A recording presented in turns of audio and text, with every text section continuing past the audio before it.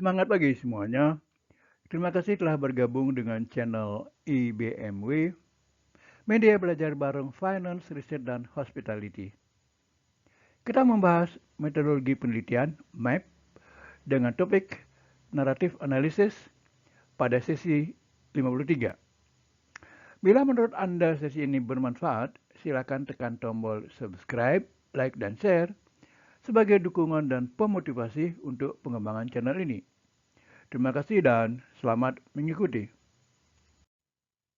Kita mulai dengan pemahaman naratif analisis.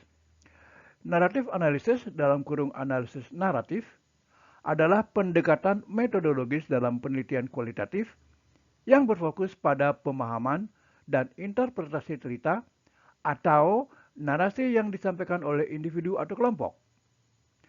Pendekatan ini tidak hanya melihat apa yang diceritakan, tetapi juga bagaimana cerita itu disusun, disampaikan, dan dimaknai. Selanjutnya kita membahas apa itu naratif analisis. Naratif analisis adalah metode penelitian yang menganalisis struktur, isi, konteks, dan fungsi dari narasi untuk memahami pengalaman manusia, identitas, nilai budaya, atau proses sosial. Narasi dianggap sebagai cara fundamental manusia dalam mengorganisasikan pengalaman dan memberikan makna pada kehidupan. Selanjutnya kita bahas karakteristik utama dengan penjelasannya. Karakteristik berbasis cerita. Penjelasannya adalah fokus pada narasi lisan, tulisan, visual, atau multimodal.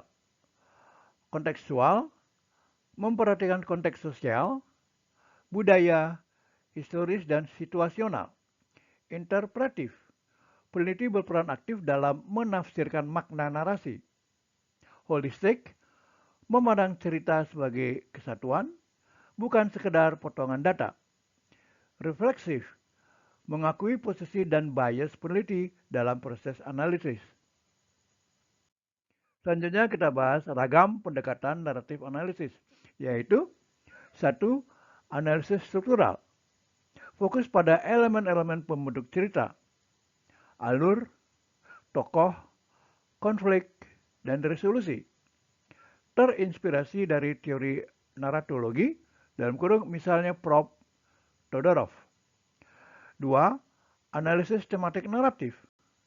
Mengidentifikasikan tema-tema utama yang muncul dalam kumpulan narasi, sambil tetap mempertahankan konteks cerita. 3. Analisis performatif. Menekankan pada bagaimana narasi dipentaskan atau disampaikan. Intonasi, jeda, gestur, dan interaksi dengan pendengar. 4. Analisis dialogis, garis miring, naratif kritis. Mengkaji bagaimana narasi merefleksikan atau menentang struktur kekuasaan, ideologi, dan norma sosial, dalam kurung terinspirasi Bakhtin Foucault. Restorying, proses peneliti mengorganisasikan kembali cerita partisipan ke dalam kerangka kronologis atau tematik untuk analisis lebih mendalam. Selanjutnya kita bahas langkah-langkah dalam melakukan naratif analisis. 1. Pengumpulan data naratif. Melalui wawancara mendalam, cerita hidup dalam kurung life history, jurnal, dokumen pribadi, media sosial, atau observasi partisipatif. 2. Transkripsi dan persiapan data. Mencatat secara verbatim, termasuk elemen nonverbal jika relevan. 3. Pembacaan mendalam, dalam kurung close reading. Membaca berulang untuk memahami alur, emosi, dan makna tersirat. 4. Coding dan kategorisasi. Mengidentifikasikan elemen naratif, tokoh, peristiwa, konflik, resolusi, metafora, dan tema. 5. Analisis konteks dan makna. menafsirkan narasi dalam konteks sosial budaya, dan tujuan komunikasi. 6. Penyusunan temuan. Menyajikan hasil analisis dalam bentuk naratif yang koheren, seringkali dengan kutipan langsung untuk menjaga keaslian suara partisipan. Selanjutnya kita membahas kelebihan dan keterbatasannya. Kelebihannya adalah memberikan pemahaman mendalam tentang pengalaman subjektif, menghargai kompleksitas dan ambiguitas kehidupan manusia, cocok untuk topik sensitif atau yang membutuhkan empati, dalam kurung trauma, identitas, migrasi, dan lain-lain, mampu mengungkap proses perubahan dan perkembangan waktu. Keterbatasan.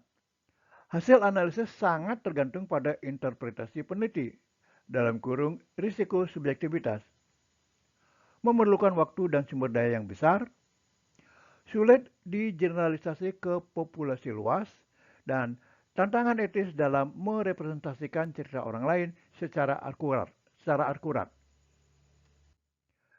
Selanjutnya kita bahas contoh penerapannya dalam beberapa disiplin ilmu, yaitu disiplin psikologi. Memahami proses pemulihan pasca trauma melalui cerita hidup penyintas. Pendidikan, menganalisis narasi guru tentang pengalaman mengajar di daerah terpencil.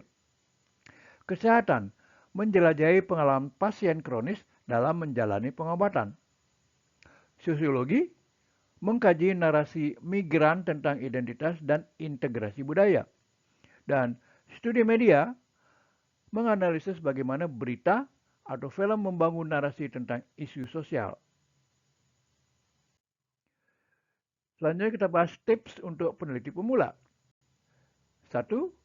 Mulailah dengan pertanyaan penelitian yang jelas. Apa yang ingin Anda pahami melalui narasi? 2. Pendekatan naratif yang sesuai dengan tujuan penelitian Anda.